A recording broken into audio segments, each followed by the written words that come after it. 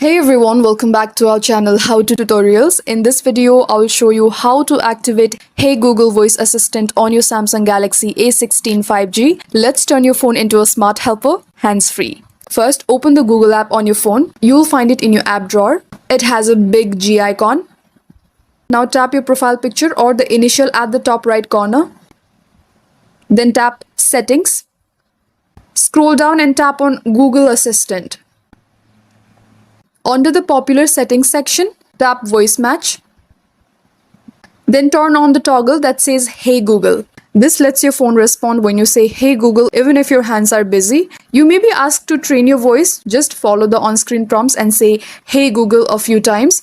And that's it. You can now say Hey Google anytime to ask questions, send text, set alarms and more, all hands-free. If this video helped, like, subscribe for more Samsung tips and drop a comment if you have any queries. Thank you for watching and I'll see you in the next one.